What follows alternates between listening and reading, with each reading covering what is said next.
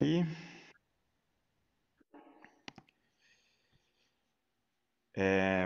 então, vamos começar. Boa tarde a todos. Um prazer recebê-los aqui hoje na nossa Casa Húngara Virtual.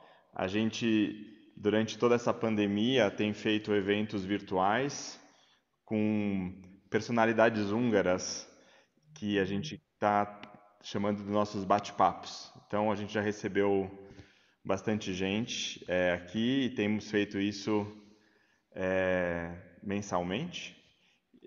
Nesse mês, inclusive, já na nossa segunda, então a gente está um pouquinho mais do que mensal. E a gente hoje veio falar com a Edith Elek. Falar um pouquinho dela, uma jornalista profissional. A carreira dela se deu em blocos de 10 a 12 anos. Trabalhou em vários veículos de imprensa escrita. Após um câncer, passou a se dedicar ao trabalho de apoio psicológico com pessoas com câncer, para a qual fez formação em terapia de grupo e psicodrama. Casou pela segunda vez com um editor, que lhe entregou um dos seus selos para editar, dentro do grupo Sumos, a Ágora e a MG. Nos últimos anos, além de escrever mais, passou a fazer traduções da literatura húngara. Então a Ed tem esse super currículo e também é uma grande amiga nossa da Casa Húngara, de todos nós. E é um prazer te receber aqui hoje. Muito bem-vinda e a palavra é sua, Edith, por favor. Muito obrigada. É um prazer estar aqui para mim. Eu queria muito estar falando um pouco da minha poesia para esse público que, na verdade, é o que tem mais a ver comigo no sentido de passado, de origem.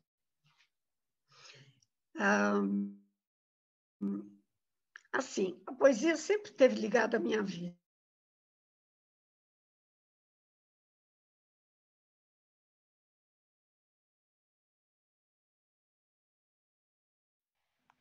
Eu acho que todo mundo parou de escutá-la? Acho que ela congelou. Exato. Isso. Edith, perdemos você. Se ela está nos escutando. Vamos esperar um pouquinho aqui. Em 20 segundos volta.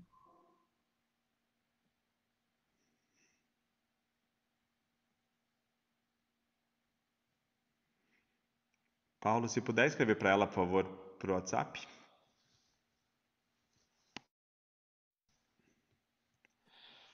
Eu já tinha mandado uma mensagem para ela. Eu mandei mensagem, mas ela não está lendo. Estou ligando para ela. Obrigado, obrigado. Vamos aí. A tecnologia, sabemos que vai. Enquanto a gente espera, vou aproveitar e fazer um pouco de propaganda. Então, como eu falei no começo, a gente tem várias das palestras dos bate-papos que a gente fez, né? A gente falou com bastante gente e estão todas já divulgadas no YouTube. Também estamos fazendo nossos jantares. Perguntaram da comida húngara, a gente está fazendo dentro de São Paulo jantar delivery mensalmente também. E estamos avaliando agora uma possível volta.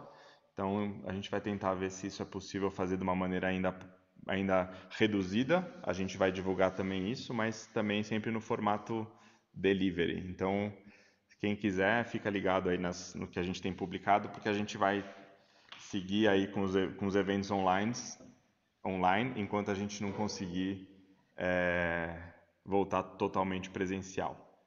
E se alguém também tiver interesse, temos os grupos coral, dança, xadrez, que tem se encontrado também virtualmente, então tudo funcionando da maneira possível, tá? Então, quem tiver interesse é só nos procurar ou nos buscar nas redes sociais.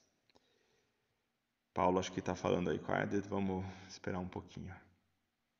E lembrar da nossa escola de húngaro, né, Pedro? Obrigado, Ferco, muito bem. A gente tem também nosso curso de húngaro, que estamos com várias turmas e muitos alunos, o que está super bacana. Por enquanto, também, de novo, 100% online. Várias modalidades de curso, mais focado em gramática escrita. Tem um curso de bate-papo, curso para crianças agora, que foi a primeira edição que a gente está fazendo do curso de crianças. E aí também todos que tiverem interesse é só procurar que a gente tem. Agora a gente já está no semestre caminhando, mas a gente consegue encaixar, ou as matrículas abrem para o ano que vem também, mais no fim do ano.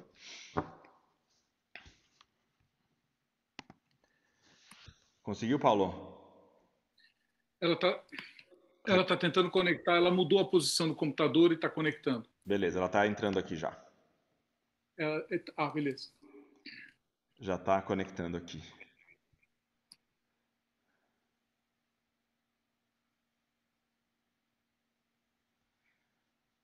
Vamos ver. E estou sem som. Tá com som agora, Edith. Voltamos a te escutar. Só não tivemos, agora tivemos também. Pronto. Então, Vamos começar do zero. vamos Começa. começar. Muito bem. Por Tá favor. bom. A palavra é sua, Edith. Eu estava contando que eu escrevia desde a adolescência. Eu escrevia. Era uma coisa que era natural para mim. Depois, ao longo do caminho, quando eu fui amadurecendo, já foi ficando mais raro. Eu escrevia, como eu era jornalista, eu tinha a prática, digamos, de escrever bastante, mas não escrevia mais poesia. Aí teve um momento na minha vida em que eu tive câncer, com 35 anos. E essa experiência foi muito forte para mim, em termos de... Claro, todo mundo sabe que é uma experiência forte, mas a gente fica muito assustado, muito com medo.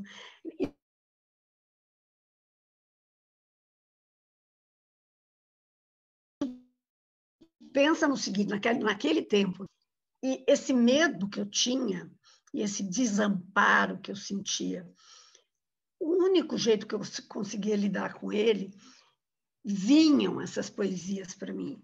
Não é nem assim que eu pensava, vou escrever. Não, eles vinham, eles brotavam de mim.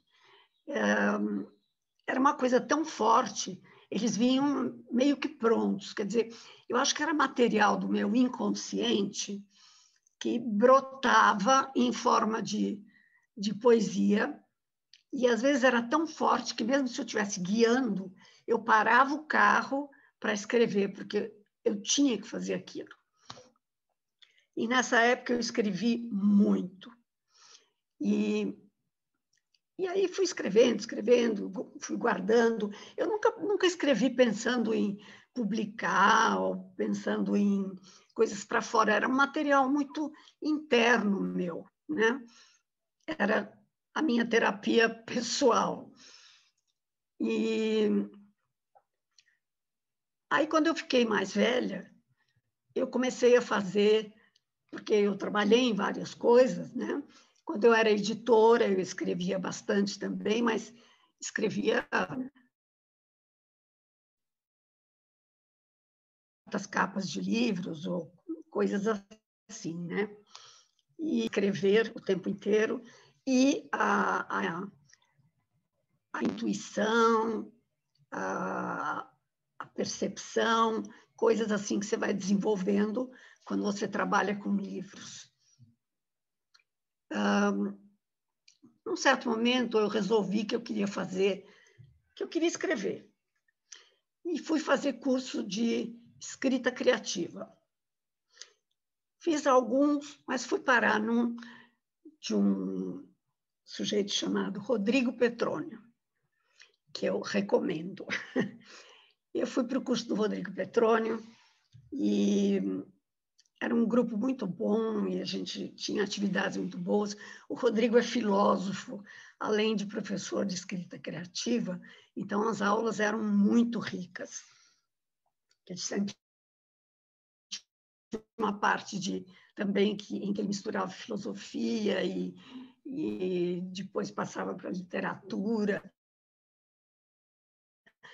Então era muito bom. Nesses cursos a gente escreve, a gente tem que escrever, né? E eu escrevia textos lá, e todo mundo gostava do que eu escrevia. Aquilo foi me deixando animada. Um dia o Rodrigo me perguntou, você não tem coisas guardadas, antigas? Eu falei, tenho um monte de poesias, na época que eu escrevia muita poesia. Ele disse, traz para mim, eu quero dar uma olhada. Aí eu levei uma pilha de papéis com poemas.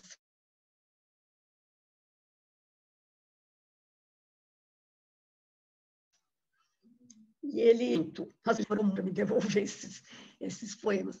mas ele me devolveu. Ele tinha mexido neles de um jeito profissional.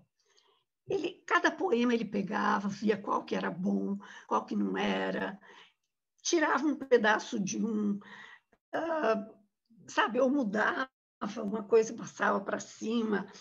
Ele fez um trabalho profissional de seleção em cima dos meus poemas. E quando ele terminou e me entregou, ele disse: parabéns, você é uma poeta.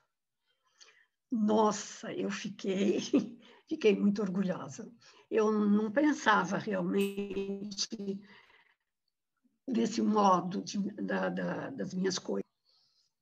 E aí ele sugeriu que eu publicasse. Então, foi assim que surgiu esse daqui, chama Pedaço de Mim, e eu tive o prazer de colocar na capa uma aquarela que eu pintei também. Porque na época que eu estava com câncer, eu descobri que a aquarela é uma arte curativa para quem tem câncer. Como lida com água, é uma coisa assim de transmutação. E eu também tinha muito prazer em pintar aquarelas.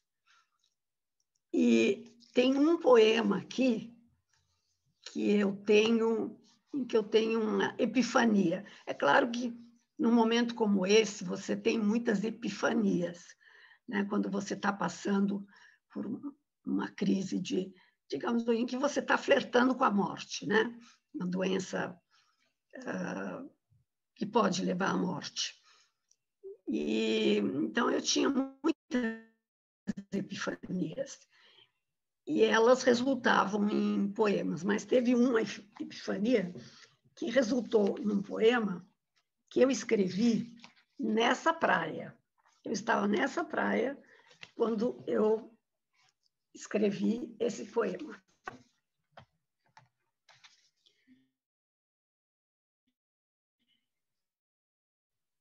Meus olhos, imagens. O horizonte me alivia. Relevos de cheiros, formas e cores.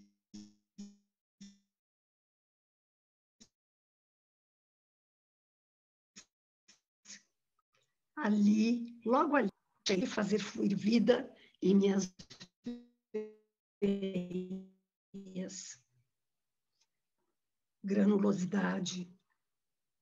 Meus pés afundam, buscam, cutucam.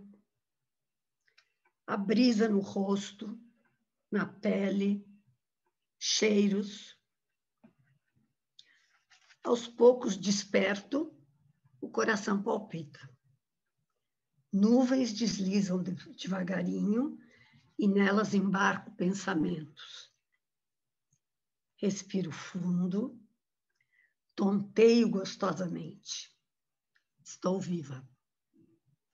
Fecho meus olhos lentes, me desfaço em micropartículas. Quer dizer, é uma vivência, uma experiência de entrar em contato, entrar em sintonia com a vida, com a natureza, e que foi exatamente nesse lugar. Então, para mim, isso daqui é um prazer especial, ter essa aquarela na capa do livro. E depois eu fui... Na verdade, essa foi uma fase em que eu escrevi mais intensamente.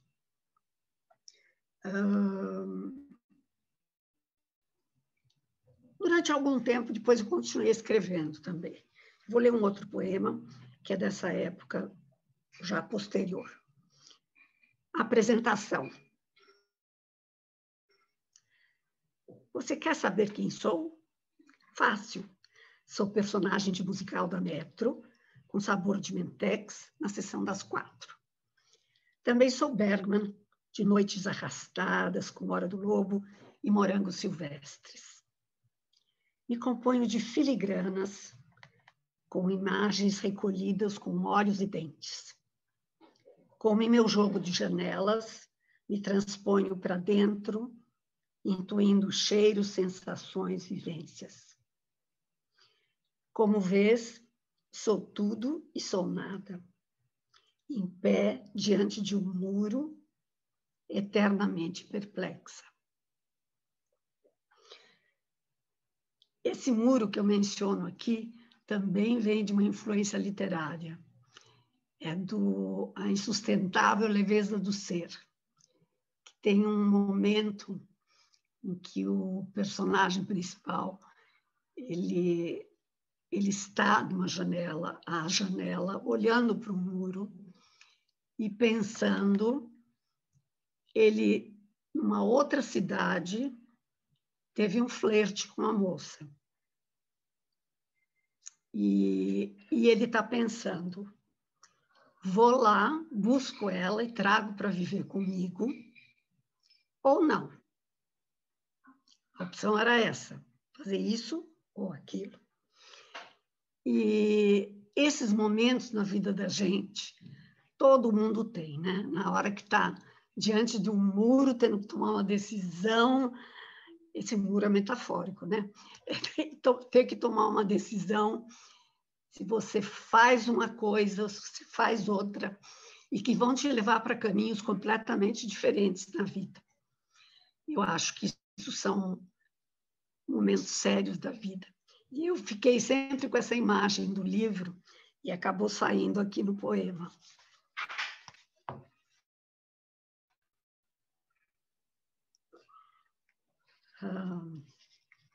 Não, depois, na verdade, eu escrevi durante bastante tempo. Eu estou vendo que tem poemas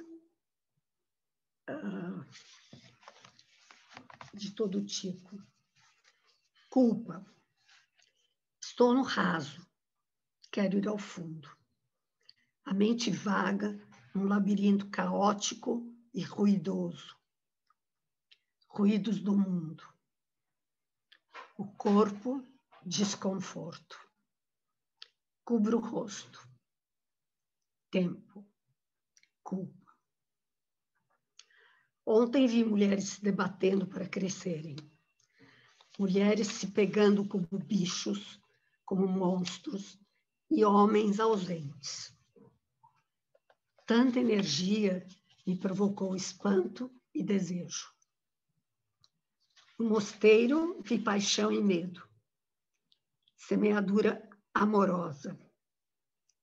Decisões de vida e morte sendo partilhadas com o pão. De que amor fala aquele homem aos gritos?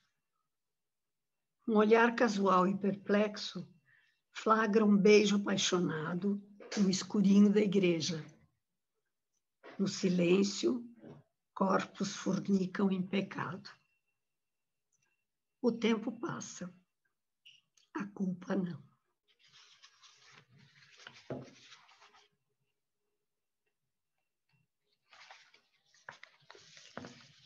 Dia de chuva. Ouço a chuva que pinga, respinga. Olho a água que corre, escorre. Meu corpo range do quente e frio desejo de estar com alguém que me ame. A máscara com sorriso espremido que uso na rua diz tudo bem. No entanto, atrás da persiana de meus olhos e em meus lábios tensos, há um nome e um beijo esquecidos.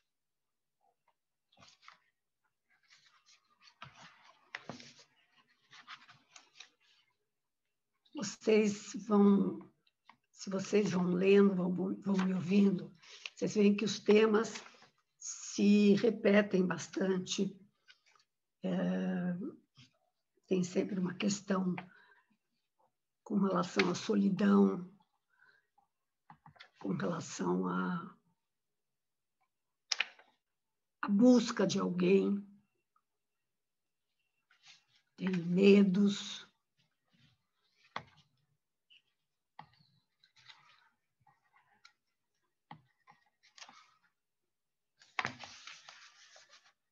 carcaça. No oco de mim, um eu se foi. Mas há esperança na nesga de luz de uma porta que se abre ao som de um rangido, prevendo um cometa. Tem sempre a esperança. Sempre lá no fundinho tinha esperança.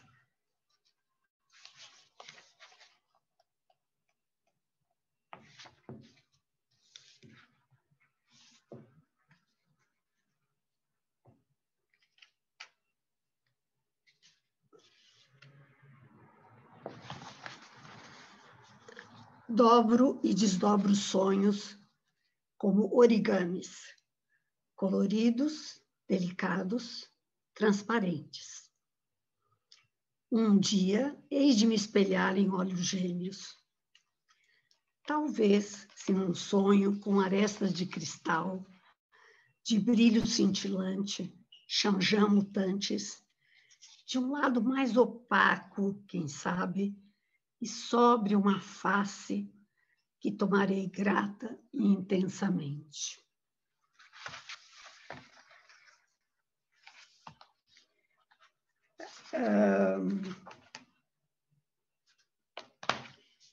Eu gostei muito também da análise que o Rodrigo Petroni ele fez um texto para mim, para o livro. Originalmente ia sair na orelha, mas eu achei que o texto era um pouco denso para a orelha e ele ficou como pós-fácil. E ele faz umas análises do meu trabalho que me deixaram assim, muito espantada. Ele diz: Edith incorpora uma miríade de sensações, lembranças, afetos, desejos, grandes prazeres e pequenas tristezas. Tudo cabe neste baú de sublimações, decadências e renascimentos. E ele menciona a ironia, que eu uso bastante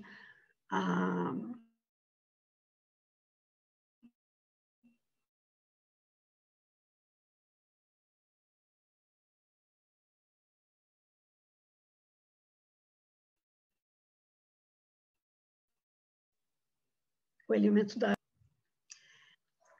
A ironia não surge de um perfeito distanciamento, nasce de uma perfeita proximidade.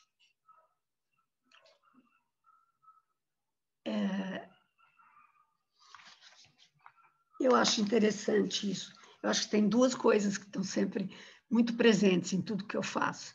Tem um pouco essa ironia, que é uma coisa um pouco, talvez, judaica, e tem senso de humor, que é uma coisa, é uma das minhas qualidades que eu mais aprecio.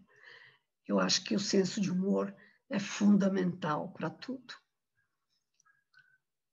O que eu queria dizer também para vocês é que escrever, qualquer coisa, escrever em geral, poesia em particular, talvez, são exercícios de entrar em contato com você mesmo que ajudam muito nos momentos de dificuldade. Então, eu procuro estimular as pessoas a tentarem escrever. Escrever e pintar. Pintar aquarela. Porque são coisas que a gente faz que trazem material de dentro da gente. Às vezes vem coisa que você não sabe que está lá dentro. Você se conhece melhor.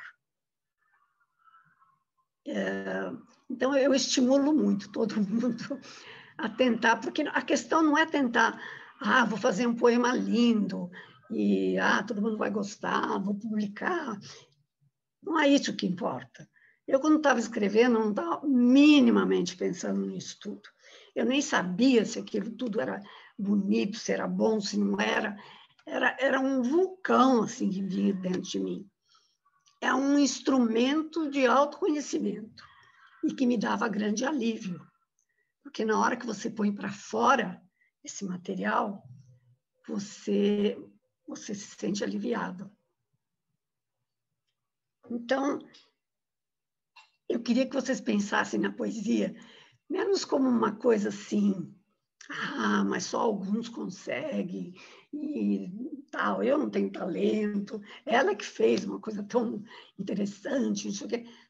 Não é isso, não é um instrumento para...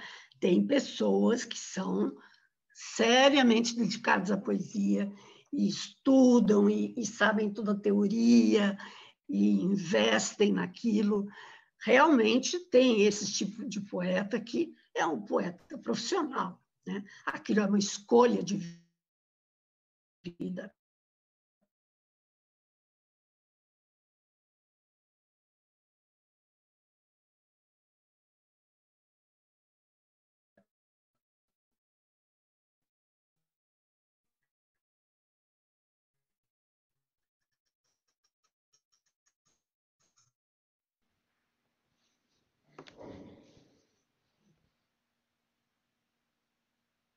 Acho que travou de novo, Ed. Não tem importância. Pedro, Então, eu vou ligar. Ela voltou? Voltou. Deu uma travadinha, Ed, agora no final. Quando estava falando, foi? quando estava falando sobre as pessoas que estudam e são profissionais, da escolha de vida, e aí travou um pouquinho. Mas acho que não faltou nada, né? Agora podíamos abrir para perguntas, né? Muito bem. Quem que tiver perguntas, quiser fazer pelo chat, fica à vontade que eu posso ler ou levantar a mãozinha aqui. Eu queria aproveitar e começar com uma pergunta, Ed, se eu puder. Pedro, me parece que tem alguém querendo entrar. Aqui não tem ninguém. Não? Vou Não. avisar, então. Tá bom. Você já escreveu em húngaro, Edith, e você tem algum contato com poesia húngara? Você gosta de ler? E você tem algum autor predileto? Eu li pouca poesia húngara. Eu li quando eu estava no escotismo, no Cserkészet. Uhum. A gente lia de vez em quando. Eu até participei de uma declamação, um concurso de declamação, e ganhei o primeiro lugar. Mas não me lembro de quem era a poesia. Já cansei de procurar e não consegui reencontrar. Eu li pouca poesia, mas eu sempre tive um pouco de contato com ela. Sabe assim, uma bicada aqui, uma bicada ali. Conheço alguns dos poemas mais tradicionais, né? Então, mas escrever em húngaro, para mim, é difícil, porque o meu húngaro, o húngaro que eu falo, é coloquial. Eu aprendi o húngaro falando em casa com os meus pais e com a família. Então, eu não tenho um vocabulário adequado para escrever. Apesar disso, eu faço tradução, né? Uhum. Porque na tradução eu aprendo mais, e gosto muito de fazer a tradução. Uhum. Mas ler mesmo poesia húngara, eu li pouco. Eu tenho alguns livros, mas eu li pouco. Paulo, tem uma pergunta? Tá no mudo, se... Perdão.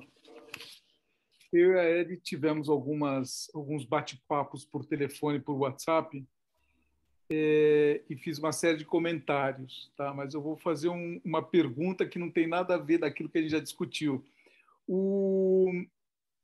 Eu acho que você precisa de um momento de inspiração. Tá? Imagino, não sei, tô especulando. De repente, você também precisa de uma inspiração que venha de algum outro poeta. Você sente que você tem alguma influência de algum poeta ou de algum mestre da literatura que te inspira? E qual seria?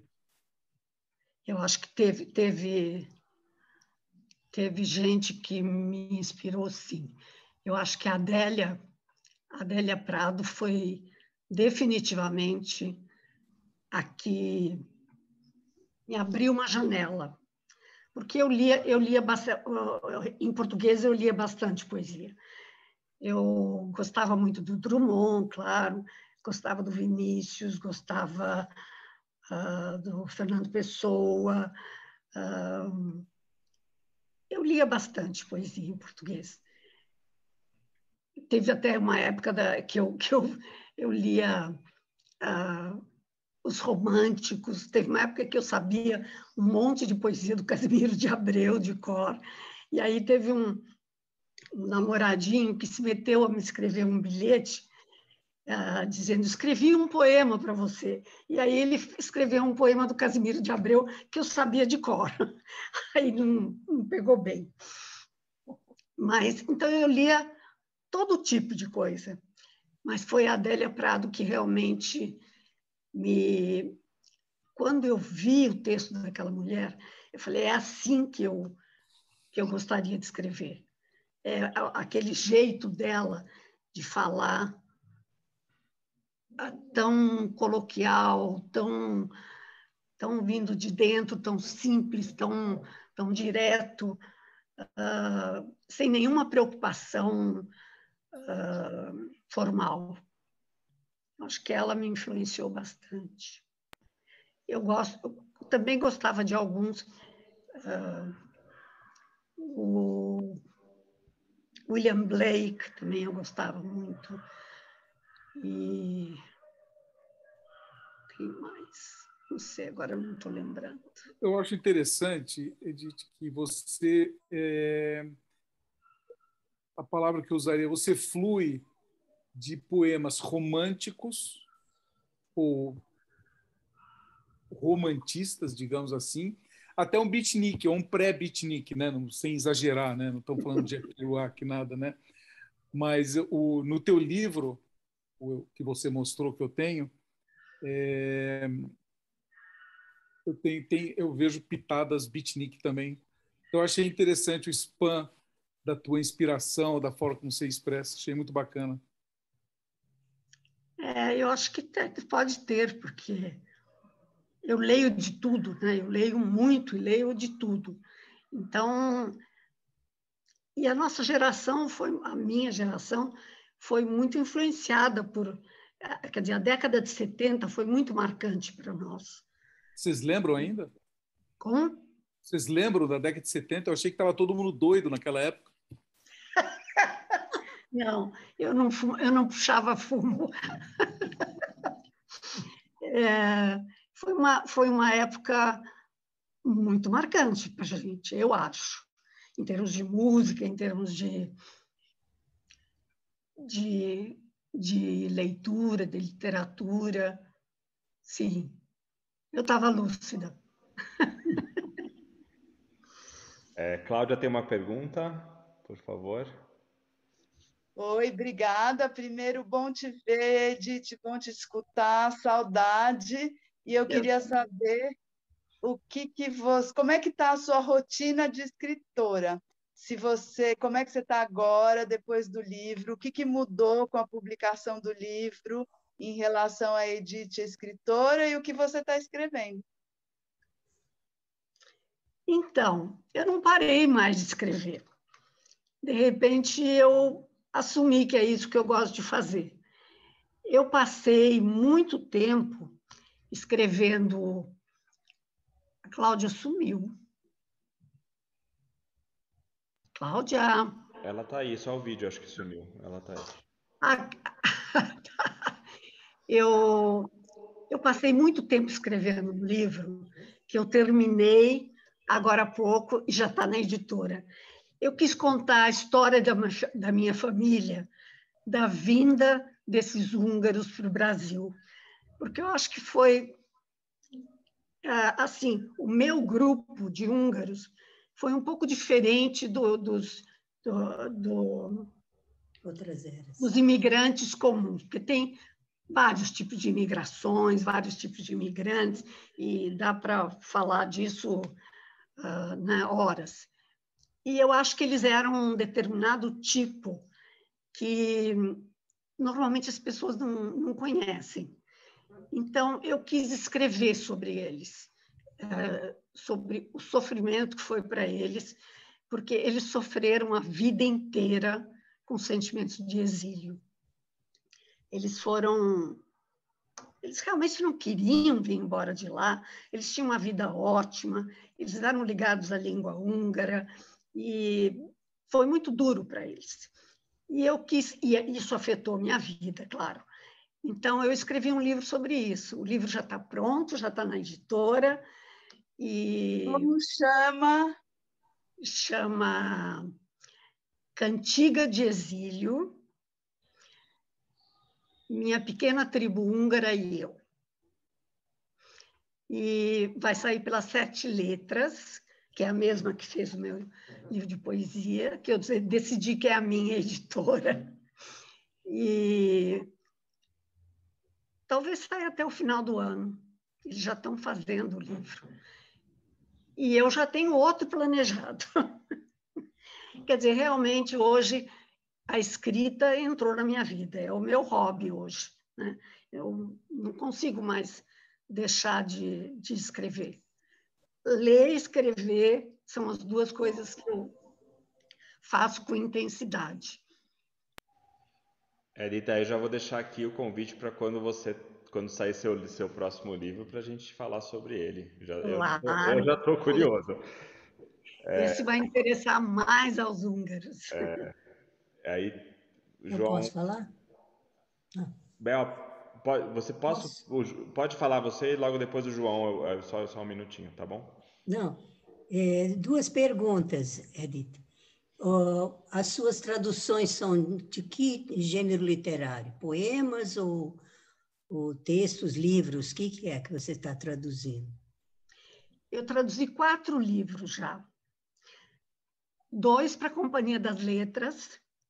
Um é do Márai, outro é de um outro autor que eu não vou lembrar agora o nome. É uma história muito bonita de jovens que saem de campo de concentração e acabam se casando, mas eles estão realmente à beira da morte, os dois, e estão em campos diferentes, e, no entanto, eles começam a trocar cartas lá dentro e acabam se casando. E o rapaz que escreve o livro é o filho deles, que virou cineasta. Peter Gardos. Peter Gardos. E é muito bonito o livro. Eu acho que ele foi mal divulgado, mas é um livro bonito e comovente. O terceiro livro é o Potista, que, na verdade, foi o primeiro livro que eu traduzi, mas ele está sem editora. Uma editora encomendou, depois desistiu, porque a editora fechou, e eu continuei traduzindo o livro, porque eu achei lindo. É muito bonito, é muito bom o livro. É de quem mesmo, Potista? Kostolany Dezső. E o quarto é o que saiu agora. Chama A Porta, Az Ajtó, e é da Szabó Magda. É maravilhoso o livro. É muito bom. Eu realmente recomendo a leitura dele. E, modéstia à parte, a minha tradução, eu acho que eu consegui pegar, sabe, era uma coisa difícil de traduzir, porque ela tem um ritmo que você, por exemplo, a tradução inglesa não pegou o ritmo dela. Eles romperam em frases menores. E eu tentei manter o ritmo dela, que era um ritmo corrido, ela é uma mulher ansiosa. E eu tentei manter isso no livro e acho que eu consegui. Foi realmente um trabalho incrível e eu recomendo. E outra pergunta, será que aqui no Espírito Santo eu encontro teus livros? O meu de poesia, se você não encontrar, você encontra na Amazon, Através da Amazon você pode encomendar. Sim. Tá? E a própria editora Sete Letras, também entrega. Agora, a Amazon acho que é mais barata que a própria Sete Letras. Tá? Agradeço. Obrigado, Bea. João, por favor, sua pergunta. Obrigado. Obrigado, Pedro. Edith, primeiro, parabéns pelas obras, parabéns por esse livro de poesias tão bonito e por declamar algumas para a gente, que ficou muito interessante na sua viva voz, virtualmente. O que eu queria era fazer uma perguntinha, juntando partes do que você falou. Você falou de buscas, você falou de solidão e falou de judaísmo. Como você junta esses três? O que você acha dentro de você? Busca, solidão e judaísmo. Isso. Busca, eu acho que eu sempre tinha, eu sou uma buscadora. Então, tem essa coisa de gente que está sempre atrás de... Eu cresci sem saber que era judia. Eu cresci como católica. E eu abracei a religião católica. Eu frequentava, eu rezava, enfim. E, de vez em quando, eu sentia vontade de alguma outra coisa que eu não sabia o que era. Então, eu fui em busca de muitas... eu pesquisei religiões, fui atrás e tal, até que eu me acomodei com o meu jeito de lidar com religião, em que eu me julgo uma pessoa espiritualizada, mas sem estar presa a nenhuma religião. Eu não gosto da coisa dos dogmas das religiões. Eu não gosto de dogmas em geral. Eu sou uma rebelde. A busca, a outra coisa qual era? Solidão. Solidão. Eu estive muitas vezes sozinha. Assim, tipo, casamento que acaba, e mesmo dentro daquele casamento você já se sentiu solitária, e depois fiquei sozinha, depois tive outro parceiro, mas eu acho que sempre tinha essa fantasia de um encontro de...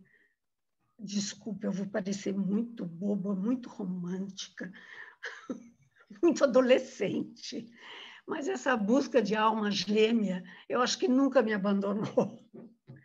Então, a gente sempre tem essa sensação de que em algum lugar alguém com quem eu vou entrar numa comunicação mais de ânima e ânimos. Qual era a outra? Acho que era só isso, né? Sim, você comentou, né? A busca, a solidão e o judaísmo. Já mencionou os três. O judaísmo não foi uma grande questão para mim. Eu não senti afinidade com o judaísmo.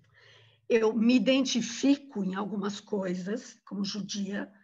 Eu percebo que eu tenho algumas características que são marcantes do judaísmo, né? Mas eu não senti, e eu convivi bastante, porque o meu segundo marido era judeu. Então, eu não só convivi, como fiz na minha casa, durante anos, jantares de Rosh Hashanah, de Pessah, de tudo isso. Mas eu sentia que eu fazia para eles, para minha família. Quer dizer, o Raul, os filhos dele, depois netos e tudo, eram a minha família. E eu fazia por eles. Mas não era uma coisa com a qual eu me identificava. Então, não sei. Eu não sei como explicar isso.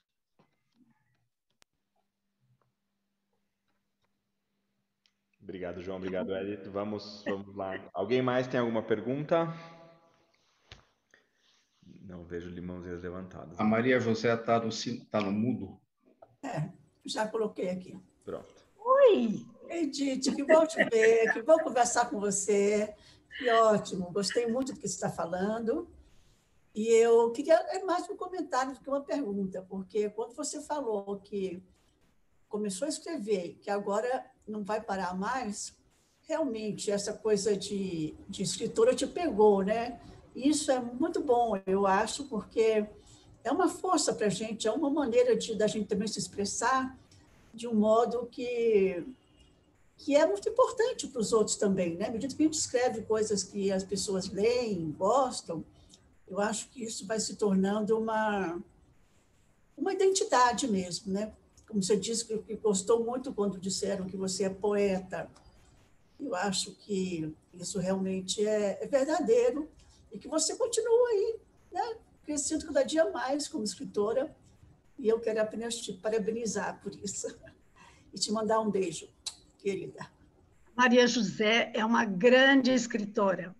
Ela escreveu livros ótimos. Eu recomendo, podem procurar nas livrarias, porque ela é uma ótima escritora. Você tem livros que eu adoro. Aquele da filha da filha da filha. A mãe da mãe da sua mãe. A mãe da mãe, é. Nossa, esse livro é lindo. Eu sempre defendi que esse livro devia ser adotado em escola, porque eu acho que é uma excelente forma de ensinar história de um jeito que tem afeto na história, né?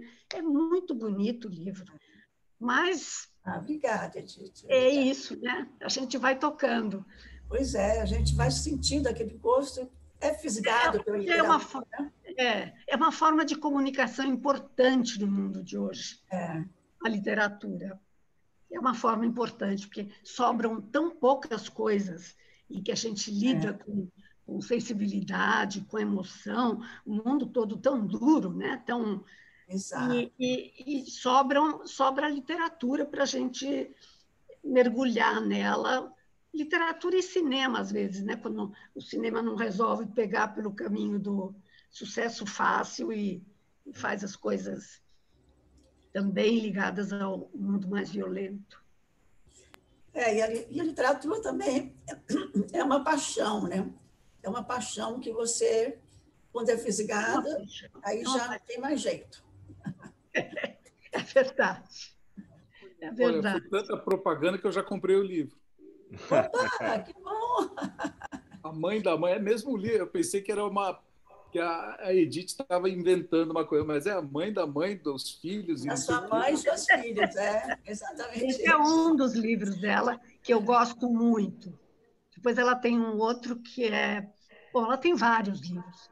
Eu gosto muito também daquela fala da filha do Marx. Né? Sim, E agora saiu até numa nova edição. A Eleanor Marx, filha de Karl. Eu gosto muito desse livro também.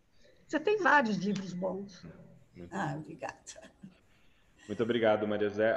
Temos uma pergunta da Olinko, por favor. Olinko. Sim. Que bom. Cadê a Olinko? A Olinko está aí, está no mudo, agora saiu. Oi. Parabéns, puxa vida, eu sempre gostei muito de você, sempre achei você uma pessoa formidável, eu acho que era mútuo, mas eu não sabia que você era poetisa, francamente. Você me falou do livro que você estava escrevendo, da tua família, da imigração, tudo isso, mas você não mencionou, e eu não conhecia o livro, vou comprar logo, porque aqueles que você declamou, francamente, achei muito, muito bons, muito interessantes e muito bons. Fiquei muito, muito, muito contente, comovida, para dizer a verdade. E eu estou com muita vontade de ler o livro que você escreveu sobre a imigração e a família, porque eu estou sendo fortemente pressionada pelas minhas filhas e pelas minhas, praticamente os meus netos, para fazer um livro da nossa vida, da minha vida na Hungria, a revolução, a saída, a nossa fuga através da fronteira, todas as aventuras, porque depois ninguém vai saber, né? Então, mas eu não sou escritora, eu nunca escrevi, eu sou física, eu não sei se eu tenho talento, mas eu não tenho vontade de contratar alguém para escrever o meu livro, sabe? Talvez vai ser muito ruim, mas eu vou escrever. Faça isso. Escreva do seu Mas jeito. eu preciso, depois eu vou conversar com você sobre como escrever, porque você é uma profissional, tá bom? Tá bom. Querida. Não, é um episódio só porque eu durante 47 anos dei aula na USP, né? E teve uma certa época em que os alunos, de alguma forma, descobriram... Eu sempre falei que era húngara, que eu saí da Hungria já com 14 anos e tudo. E aí pediram, conta a história quando você saiu, conta a história. Então, uma aula, no fim da aula, a última meia hora, contei essa história. Bom, isso fez... O ano seguinte, eu sempre dava aula no primeiro ano, para os recém-chegadinhos, Física 1 e Física 2. Aí, já a turma que entrou falou, professora, conta a história da sua vida. Aí vinha a secretária, vinha professores das salas vizinhas. Todo ano eu tive que contar parte da minha vida. Então, eu tenho colegas que me telefonam, mandam WhatsApp. Você tem que escrever a história da sua vida. Então, eu vou escrever, mas você vai me ajudar no estilo, tá bom? Tá bom. Mas quer dizer que eu indiquei a pessoa certa para Noemi, né? Pois porque é, aquilo Noemi, foi uma maravilha. Noemi Jafé, ela um dia me perguntou, ela disse, eu estou querendo escrever uma coisa, estou escrevendo uma coisa sobre húngaros, eu queria conhecer alguém que viveu lá durante a Revolução, que acompanhou aquilo. Falei, eu tenho uma amiga, e mandei elas conversarem, e ela virou personagem do livro da Noemi. A Noemi é fantástica. Você sabe que depois aquela revista Amarelo, ela me pediu se eu não quero participar e dar um presente, que tinha que dar presente. Aí eu pensei e fiz um doce que chama-se Női. Os húngaros entendem e conhecem. É capricho de mulher.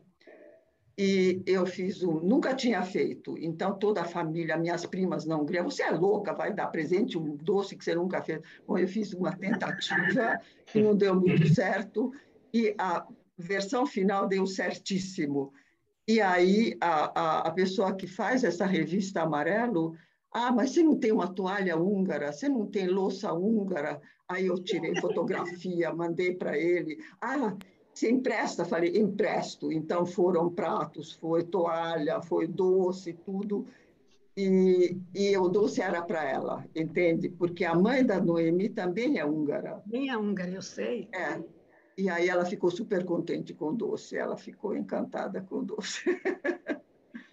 Pois é, querida. Tudo isso graças a você, porque você que me colocou em contato com a Noemi. Adorei fazer isso. Obrigado. Tá bom. Obrigado, muito obrigada a você, viu, Edith? E eu fico muito feliz de saber, olha, enquanto você escrever suas memórias, vou ficar também muito feliz de ler. A gente tem mais uma pergunta aqui, Tatiana. Eu estou vendo o nome Tatiana, mas não vejo um homem, mas enfim. Não, estou aqui. Estou aqui. Não é um homem. Não. Desculpa. Não, é que minha tela está aqui. Deixa eu arrumar. Perfeito. Tatiana, por favor.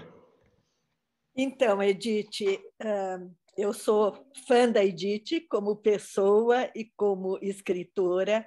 Quando eu li seu livro de poesias, eu te disse na época, fiquei encantada.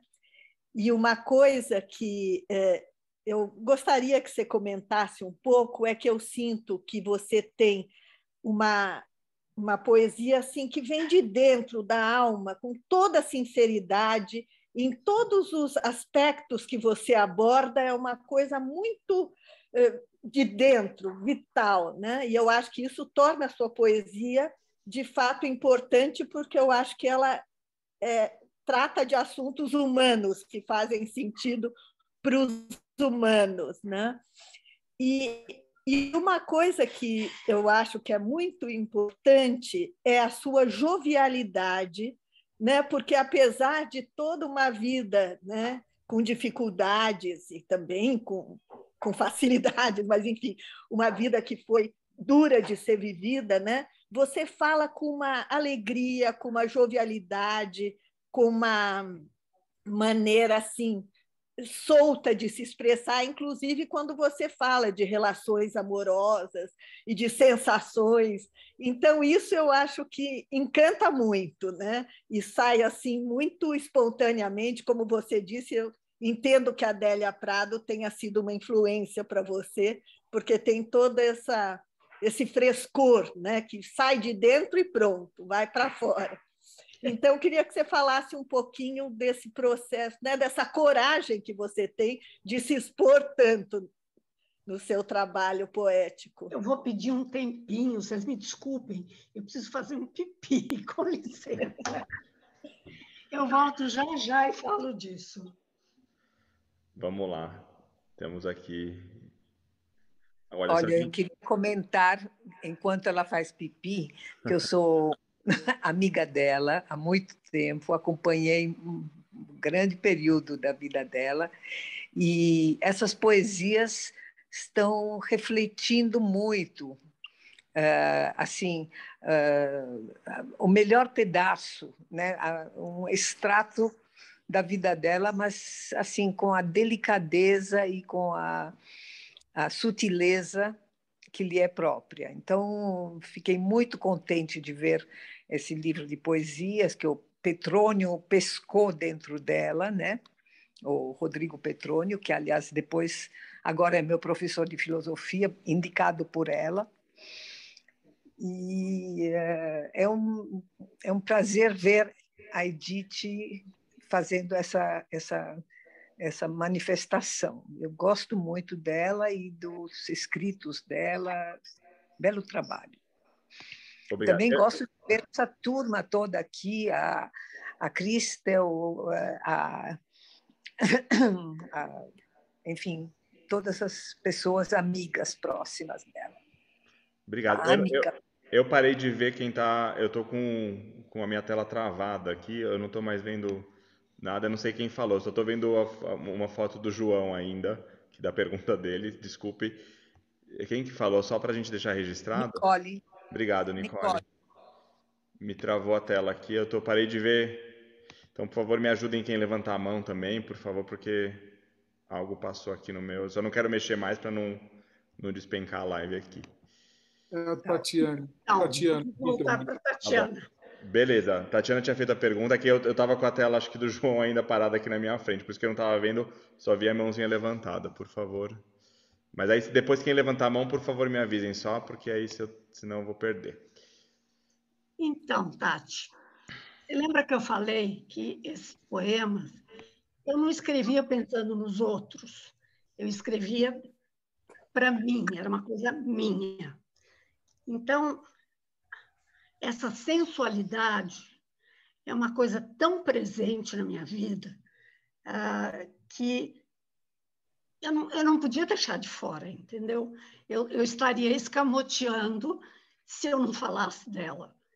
E quando eu escrevia, eu não estava pensando, alguém vai ler isso.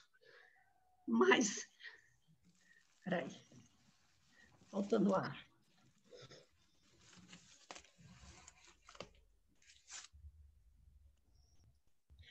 A única adaptação que eu fiz, teve uma palavra que alguém censurou, que achou que era muito forte. Teve num poema que eu disse que nada como uma boa foda para deixar mulher com estrelas nos olhos. Aí disseram, essa palavra está um pouco forte. E foi a única que eu tirei.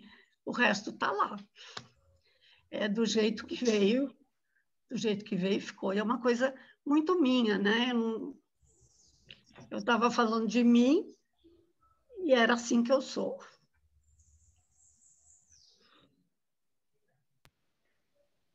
Certo? Obrigado, Edith.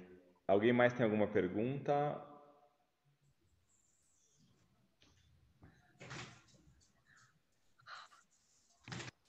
Tem alguém? Sim, eu tenho. Oi, Timi. Só eu não encontro a mãozinha aqui. Sem não problema, sei onde eu tá. tô... Tudo bem, tudo bem. Então, eu queria perguntar se tem algum livro ou alguma coisa que poderia recomendar para aquelas pessoas que mesmo queriam escrever ou tentar de começar essa jornada de escrever tanto romance como poemas ou outras coisas, além do curso que recomendou já.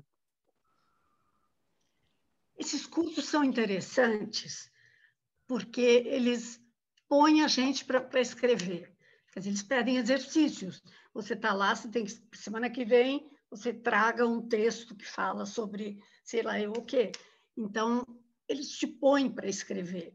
Eles te dão o caminho das pedras e você faz o que você consegue. Às vezes sai bom, às vezes não sai. Mas eu acho que ainda a melhor coisa que tem é ler. Ler muito, porque a leitura é uma linguagem que você vai pegando e ajuda muito, né? Mas eu acho que vale a pena pegar cursos de escrita criativa por causa disso, porque às vezes é difícil para a gente começar, né? O que eu vou escrever? Mas aí chega lá na aula, o professor diz, agora você vai escrever sobre isso, e aí você tem que fazer. Então, vale a pena investir. Obrigada.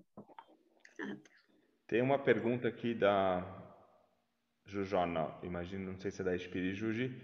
Quem escolheu o Potterton para ser publicado no Brasil e por que o projeto foi cancelado? Quem o quê? Quem que escolheu o Potterton para ser publicado no Brasil e por que o projeto foi cancelado? O Potterton foi escolhido por um editor que chama-se...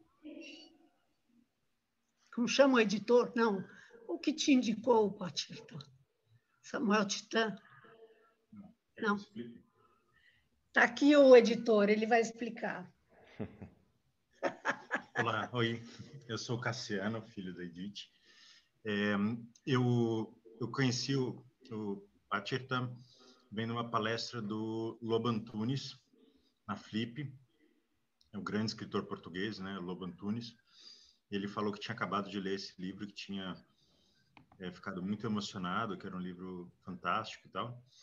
E aí eu convidei, consegui um texto português, existe a tradução portuguesa já. Achei muito bonito o pedaço que eu li lá e então tentei convencê-la a fazer a tradução. Ela nunca tinha traduzido.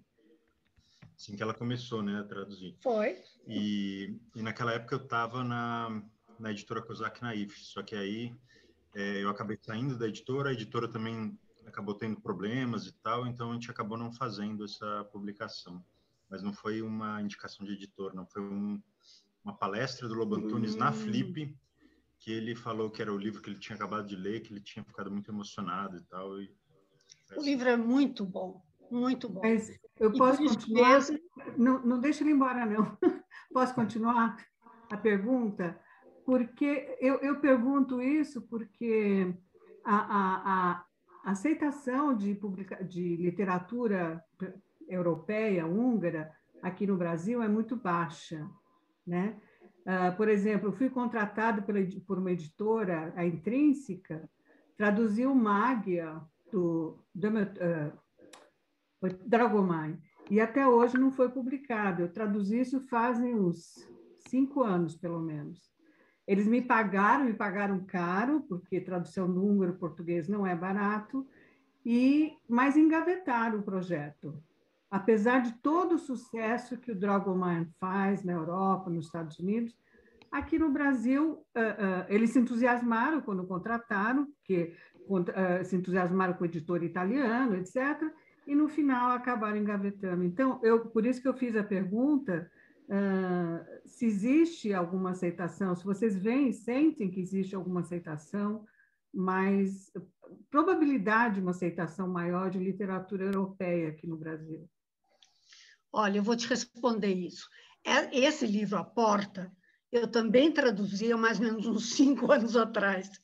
E foi para a Gaveta também. Para a mesma editora também. Para a mesma editora, para a Intrínseca. Ah, Intrínseca também? É. E qual foi a justificativa? Quê? Você sabe qual é a justificativa que eles deram? Não deram. Eles simplesmente diziam, um dia vai ser publicado. Eles não falaram nada. É um direito deles, eles publicam quando eles querem. Claro. E tudo bem, eu falei, puxa, vai ficar lá.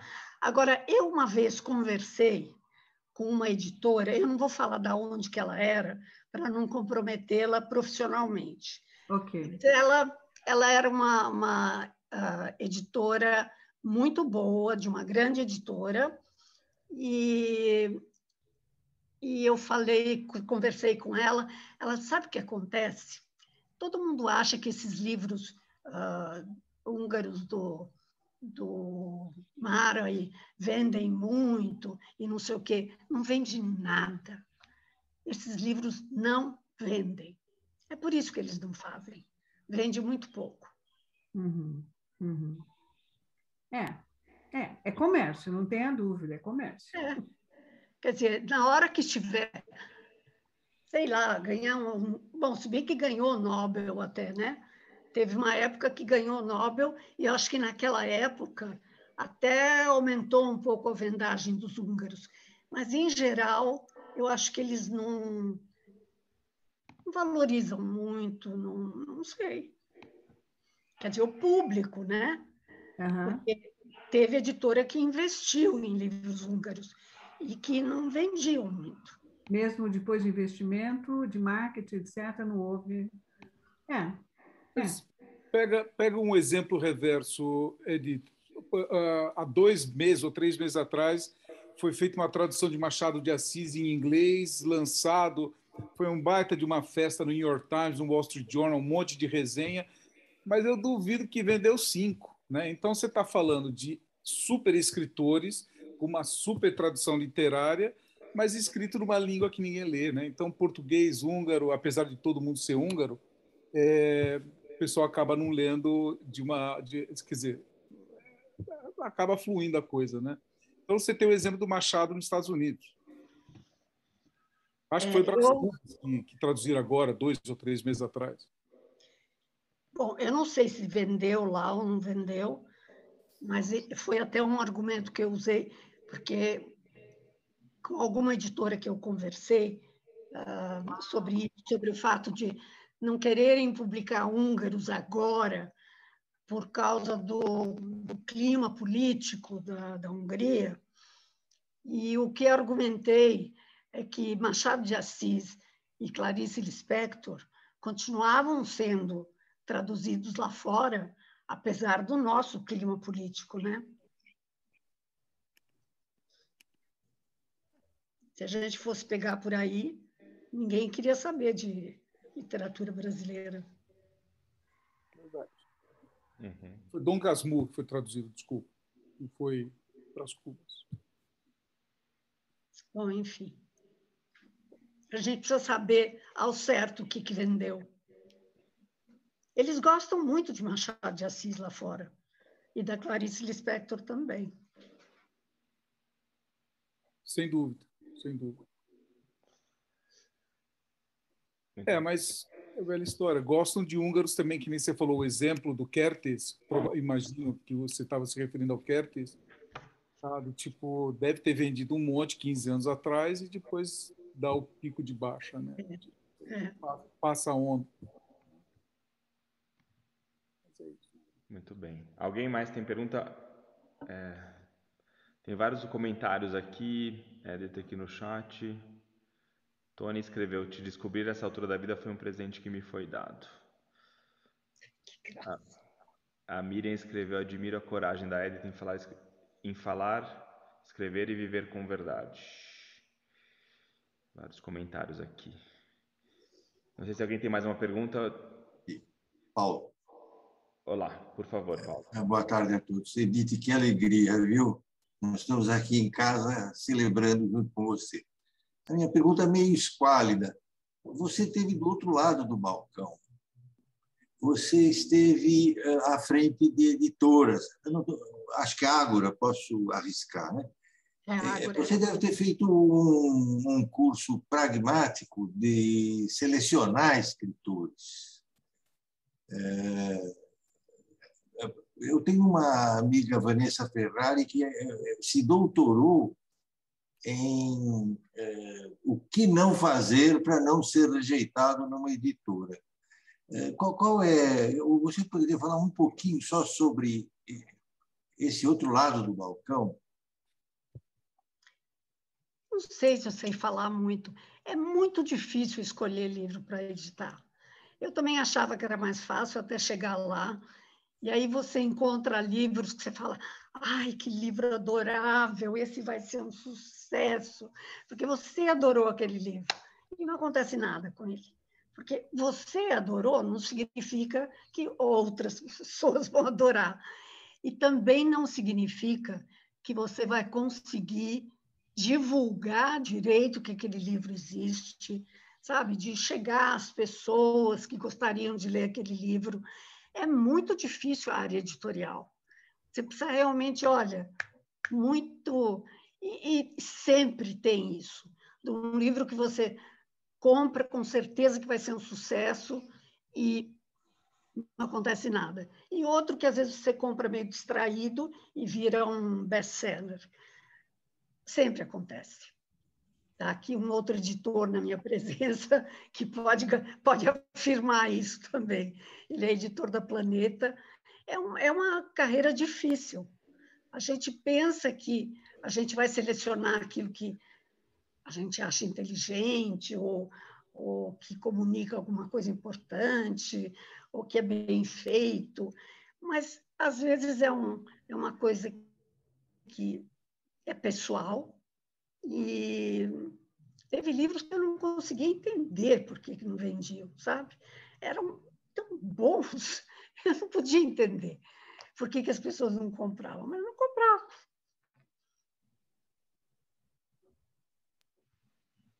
Então é difícil, viu, Paulo? É uma área, não tem nenhuma regra, acho que assim, bom, não sei, alguém aí falou sobre um livro que dá dicas sobre como fazer para não ser eliminado ou para conquistar os editores. Talvez tenha algumas regras, algumas pegadinhas, não sei, mas na minha experiência como editora, isso foi difícil. Quer dizer, no fim, o que valia mais, por exemplo, na Ágora, o meu grande best-seller foi um livro a gente publicava psicodrama. E teve um livro que veio de um japonês que chamava 100 Jogos para Grupos, e que provavelmente seria publicado, mas seria tratado como um livro de jogos. Acontece que eu, por acaso, eu era psicodramatista, eu participava de congressos e eu via o mundo de gente que entrava na sala daquele cara. Então, eu tinha essa informação muito especial de quem está lá no congresso. Então, o que eu fiz? Eu peguei esse livro de 100 jogos, que era uma coisa monótona, e transformei num instrumento prático. Eu fiz cada jogo numa página, como se fosse uma ficha, e para poder facilitar o manuseio, para poder usar realmente de um modo mais prático. O livro virou um best-seller durante anos. Ele passou a Sumos. Foi uma época que a Ágora passou a Sumos de vendagem. Se eu disser que é um livro sobre jogos, que é o meu best-seller, mas é isso, você tinha que ter essa informação de que aquele japonesinho desconhecido nos congressos era muito bem sucedido, e o jeito que eu tratei o livro também acho que fez diferença. Temos uma pergunta do Sandro agora. Sandro! Oi, tudo bem? Quanto tempo? Eu não estou me vendo aqui. Você está me vendo? Não. Agora você sumiu. Espera aí. Meu Deus. O celular é mais difícil, mas enfim. Edith, que bom poder estar aqui te acompanhando. E falando em editoras, né? Eu fiquei curioso justamente como você conseguiu o seu processo de publicação com a Sete Letras, que é uma editora, não sei se pequena, média, eu não sei o tamanho, mas é uma editora até famosa e publica bastante poesia. Ela tem muito prestígio. Ela tem muito prestígio na área de poesia, porque ela é muito antiga e tem prestígio de publicar coisas boas. Exato. E como é que foi seu contato? Como é que foi seu processo com as Sete Letras? Porque eu publiquei já 2 livros de poesia, né? O primeiro com a Patuá, que é também uma pequena editora e também já com uma certa performance aí. Mas, bom, eu não consigo me ver ainda, desculpe. Mas agora você entrou de novo. Ótimo. Então, eu queria saber um pouco como é que foi esse teu processo.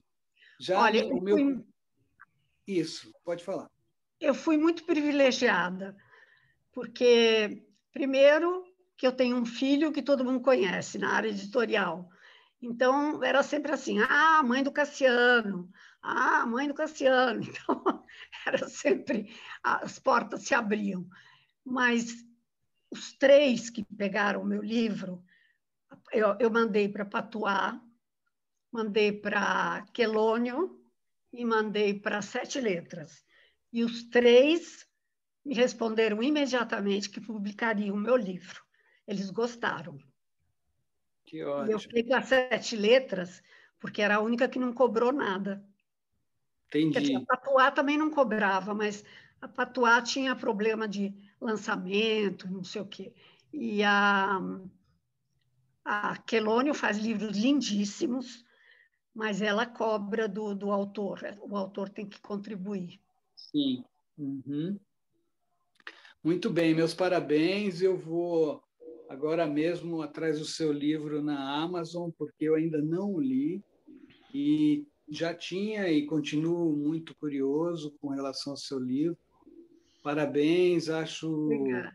Dos tempos dos contatos que tínhamos lá na oficina do Rodrigo, sempre foi um grande prazer ouvir você e os teus comentários, enfim, toda a tua serenidade poética e literária. Meus parabéns, vou ler seu livro. Obrigada, Sandro. Um abraço. Abraço. Obrigado. Eu estou vendo a Tatiana com a mão levantada, não sei se tem outra pergunta. Não, a Tatiana sumiu. Eu estou vendo só a listinha de pessoas. Meu vídeo não tá com a mãozinha levantada ainda, pelo menos. Não sei. Não sei se alguém mas ela já saiu daqui. Tá. Não sei se alguém tem mais alguma pergunta. Tem vários comentários aqui. Perguntaram dos seus livros, dos autores que você traduziu. Já colocaram aqui os links. Então já está tudo respondido. Mais alguém gostaria de fazer alguma pergunta? Eu queria fazer uma pergunta, mas não é uma pergunta, mas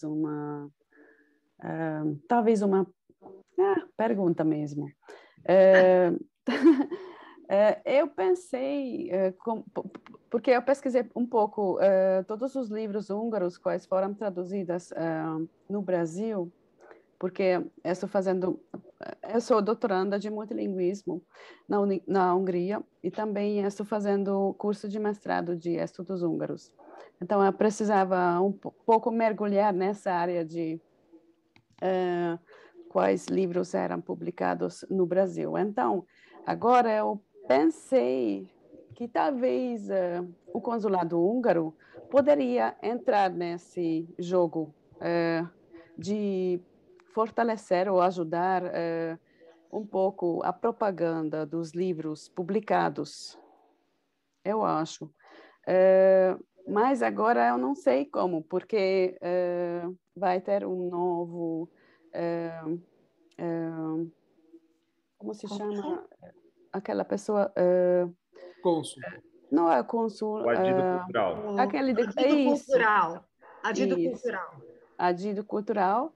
Então, talvez, vamos ver quem vai ter essa pessoa. Essas coisas institucionais, eu acho que não dá para contar muito. A única coisa que os consulados têm contribuído é em pagar traduções. Então, alguns consulados têm isso como regra, que eles pagam uma tradução quando é da língua deles. Mas, de outro modo, eles não têm como contribuir. Eu até já pensei nisso, também que se eu fizesse um contato, porque o Atirta, eu queria ainda colocar em alguma editora, né? É uma pena que ele está aí traduzido, um livro ótimo e não tem editora. E aquela companhia de letras, onde Paulo Schiller está também traduzindo as coisas. Eu não apresentei lá. Acho que mostrei lá também. Uhum. Não me lembro. Mas eu pensei nessa hipótese de oferecer, quem sabe, o consulado pagaria a tradução, mas confesso que não me senti muito à vontade para fazer isso. Uhum. Uhum. Vamos torcer para acontecer alguma mudança nessa coisa. Tá bom. Mas parabéns para todos quais estão fazendo esse trabalho lindo, escrevendo livros no Brasil e traduzindo todos os livros húngaros ou de outras línguas. Eu acho maravilhoso esse trabalho. Parabéns. Você mora aqui no Brasil? Eu não moro no Brasil, mas eu faço pesquisa lá sobre a língua húngara e a manutenção da língua húngara. Esse é o meu doutorado, o tema doutorado. Então, provavelmente eu voltaria em novembro para continuar o trabalho. Você está falando da Hungria? Não, agora estou na Hungria e eu voltaria ao Brasil em novembro. Gente, Edith, você conheceu a Schütte Ildikó? Ela traduziu vários livros em húngaro para o português. Eles estavam até à venda lá na Casa Húngara, né, Pedro? Você lembra? Claro, claro. A gente tem bastante livros dela lá. Mas ela mesmo que pagava a edição, né?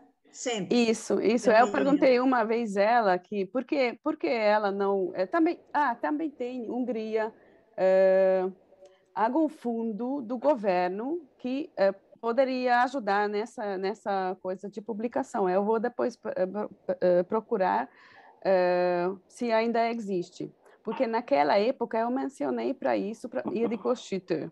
E ela falou que ela não quis usar esse fundo porque ela gosta de traduzir o seu próprio ritmo. Então, se tem uma data certa até ela precisa fazer a tradução, seria mal para ela. Então, ela decidiu para fazer esse trabalho de virar uma editora própria. Ela tinha traduzido Fontenelle Boszorkány, um livro muito interessante, muito bom, mas aí ela nunca chegou a publicar, não sei que fim que levou. Vocês não ouviram falar, não? Não. Eu também não. Não conheço. Muito bem. Muito bem. Mais alguém teria alguma pergunta?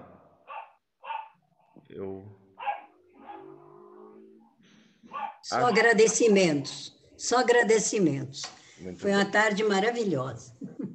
Pedro, eu só queria fazer um comentário, um negócio que me impressionou, que de toda essa turma, acho que só tem 7 homens. Nós tivemos uma presença feminina absolutamente majoritária, cachapante, cara. Os homens passaram vergonha de não aparecerem na live. Fiquei impressionado. 7 homens. Você tem um fã-clube feminino gigante. São amigas da infância. De homens. Não, achei muito bacana, achei muito interessante isso. Muito bom. Ili, você viu um comentário aqui?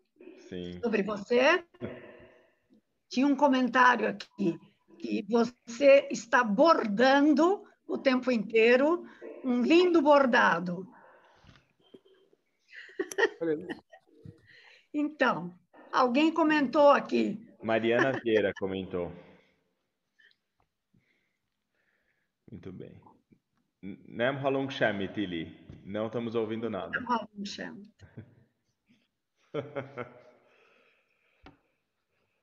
Ili, kapcsolj be a mikro.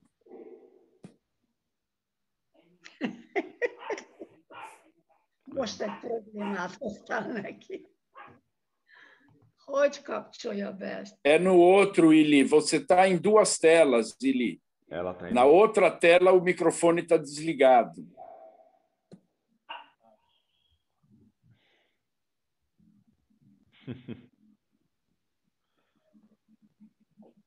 É do...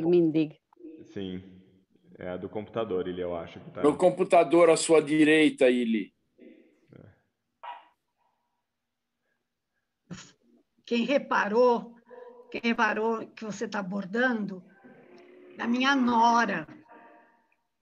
A minha nora, que gosta muito dessas coisas de bordado e coisas assim, ela reparou. Você está fazendo um lindo bordado. Está aqui. Depois eu apresento vocês. Muito bem. E aí, porque ele tem muitas coisas, depois com áudio. Gente, muito obrigada por todo mundo, da presença de vocês. Foi muito gostoso. Espero que renda muitas leituras. E em nome da Casa Húngara, eu queria te agradecer por também passar essa tarde tão gostosa com a gente. Foi muito bom te escutar e muito bom dividir esse tempo e que sugere muitas leituras e já fica esse convite mesmo da gente conseguir fazer a próxima quando você sair seu próximo livro. Isso, o próximo livro. Exatamente. Já esperamos muito. Estamos ansiosos. Agora você gerou assim uma expectativa, hein? Então estamos todo mundo ansioso. Assim que tiver e obrigado a todos por estarem aqui conosco também, por passarem a tarde, sigam acompanhando. A gente estava fazendo bastante coisa.